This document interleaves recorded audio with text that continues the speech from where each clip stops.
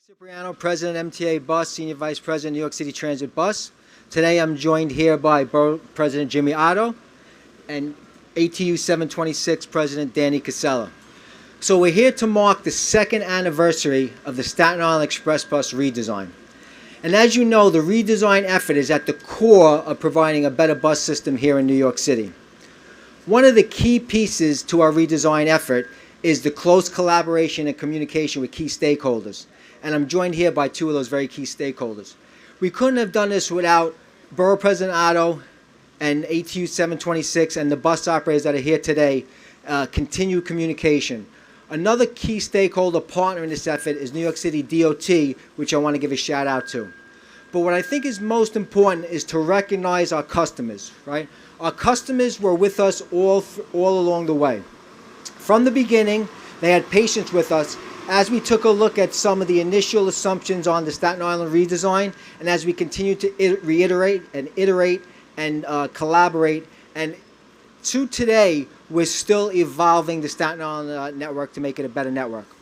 Today, what we're here to do is share some key statistics that show what the efforts of all our efforts have bear fruit. So let me just share some statistics today. Express bus speeds are about 10% better today than they were when we had the old X network. And what does that mean? That translates to travel times every single day on average of about 10 minutes better for our customers. And right here from the Eltingville Transit Center, where about 40% of our express bus trips come from, we're seeing about a 12-minute gain in the AM from here to Midtown, and also about a 7 to 8 minute gain from Eltingville to downtown. So we're giving our customers back vital minutes every single day that equate to more time for them as opposed to spending time on the bus. What's really most rewarding also is that what we saw pre-pandemic is that more and more customers were coming back to the SIM network, and that's really key. Today, we carry about between 8,000 and 9,000 customers every single day. That's about a 30% of the pre-pandemic number of 35,000. But we're here, and when I say we, the bus operators, the road operations team, and all the transit folks are here to support New York City in the reopening.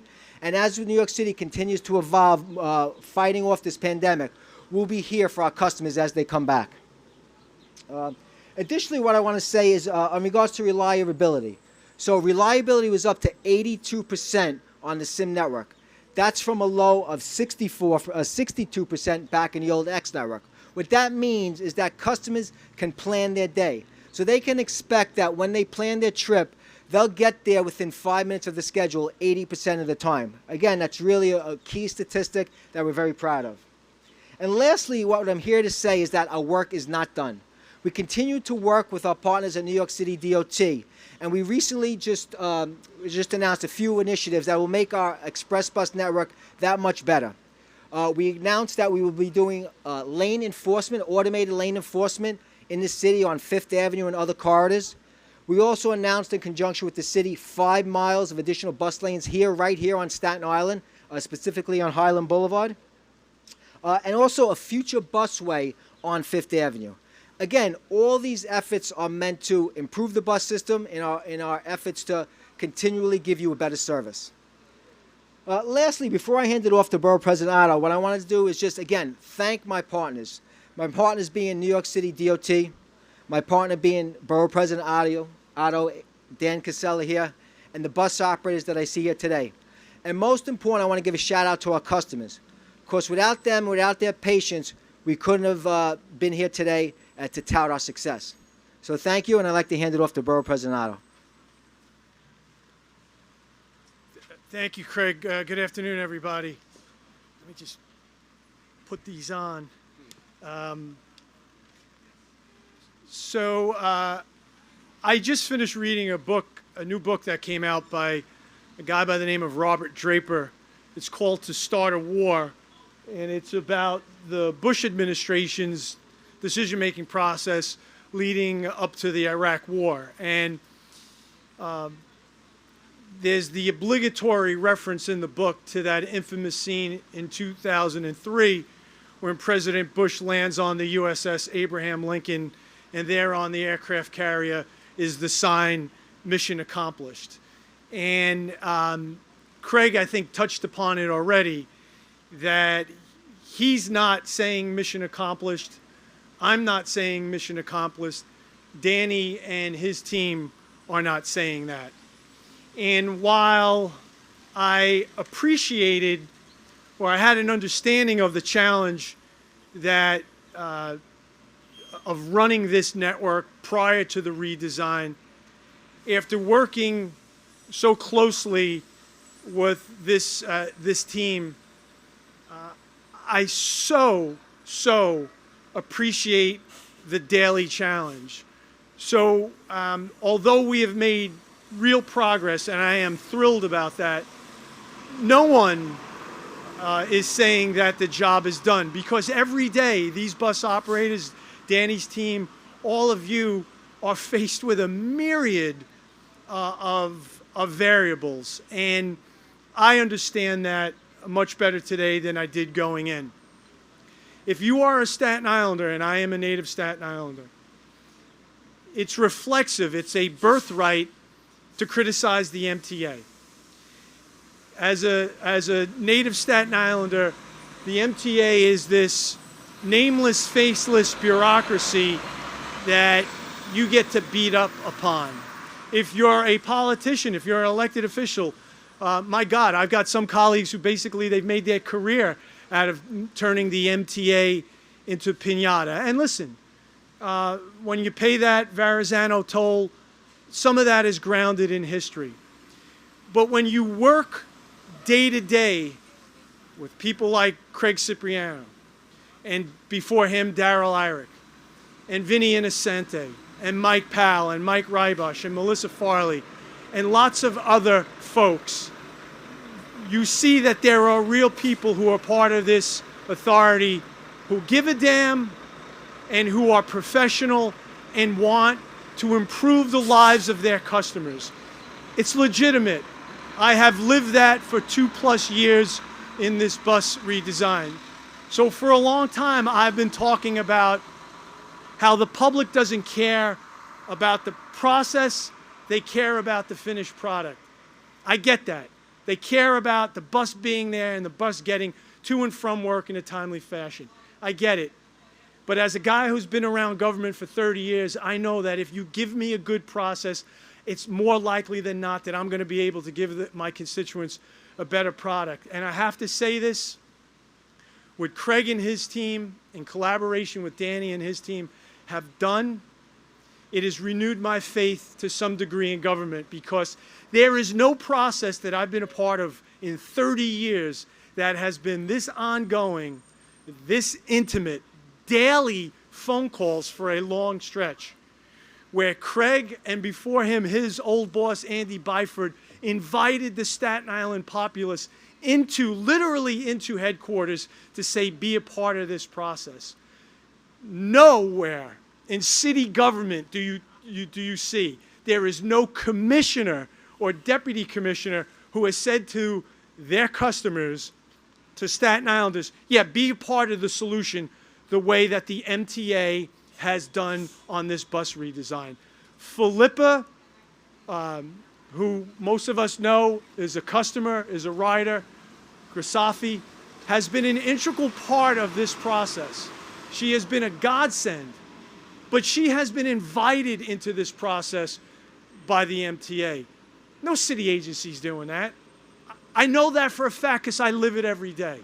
No city agency is saying to Staten Islanders, we want to hear you. And not just once, not just this BS press event. We want to hear from you on a daily basis. This is what this MTA team has done. And that's why I think we've improved the system. I've said to Andy Byford, I've said to Pat Foy, I said to President Feinberg multiple times in the last couple of months, the level of cooperation between management and labor on Staten Island, between the MTA and Danny Casella and ATU 726, is unprecedented. And that is a testimony to both sides. And to Danny and his team, who have been absolute heroes during the pandemic, long before the pandemic, during the pandemic, and today. You have my respect, my appreciation, my friendship, how they have worked with management, how they have tweaked schedules, how they have worked the pick top and bottom to be a willing partner. It's really been inspiring, and it's really one of the reasons why we have the success in the data. Lastly, I have to say this. The MTA is up against it in terms of their budget. America cannot have a revitalization by ignoring cities like New York. And cities like New York cannot have an economic rebound without mass transit. So while the federal government has been helpful to the MTA, they need to do more. We all don't get back to where we want to be without thriving cities like New York. And New York cannot thrive without a fully funded, fully operational public mass transit system. And that means subways, yes, but it also means buses. You can run, even in the craziness of New York City, you could run in a relatively efficient, effective express bus and local bus system if you replicate this model and you fund it. So to the geniuses in Washington, D.C., who are way smarter than me, please remember that. And to all of you who I have not mentioned, to the rank and file, to Danny's team, to Danny's membership, thank you for what you do. My dad drove a train in this town for close to 30 years. I am family. You are family to me. You got my admiration and my respect. More work to do, but I think to date, job well done. Thank you. Where do I go? Do I introduce Danny or? And now, Danny Casella. Thank you, Jimmy. And I just want to echo what Jimmy said about the funding. You know, we're here for the SIM network, but if we don't get the funding, you're not going to have to worry about a SIM network. There won't be one. So we need this funding. The transit needs the funding. And please, anyone watching this or listening, please lobby federal government to get this funding. So I want to thank you for that, Jimmy. And to touch on the SIM network, this was many years in the making, and I want to thank the Transit Authority, Craig, his team, Darrell, before Craig, for listening that we needed help here in Staten Island. The commuters needed help. They had to get to work quicker. They had to get home quicker, and the transit listened, and it worked. Craig mentioned all the time for their saving, going to the city and coming home, and we're still working on it. Like Jimmy Otto just said, it's not over. We're still working on it, and we're going to continue to work on it.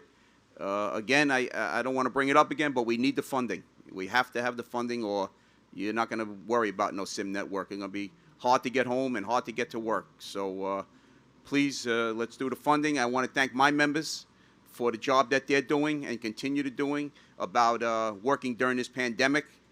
And I just want to thank you, the mechanics, for keeping the public safe, our operators safe, cleaning the buses every single day. And this SIM network was a success, and let's work on it and get it even better. Thank you.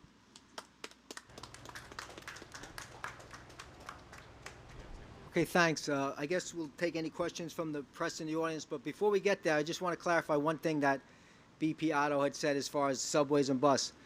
The buses carried more customers throughout this pandemic than any other public transit system in North America, New York City buses. So let's give a shout out for New York City buses and continue to do it. So thank you. Well, we'll take any questions you might have. So what exactly would you say about the SIM Express bus network allows it to operate more efficiently than the X and see these improved travel times? Well, for sure, you know, one of the key principles of the bus redesign, which we applied here on the SIM network, is straightening out routes, balancing bus stops.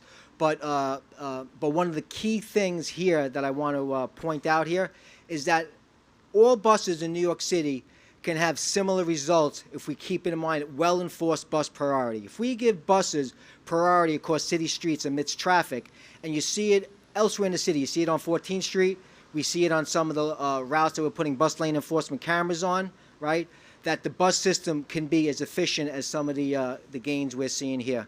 But I would chalk it up to all those things. You know, another key piece here, and again, both Danny, Borough President Otto talked about it, is that this didn't happen on day one, right? This was a hard, continued effort with everyone here, but also listening to our customers and making iterations from the original network all along the way.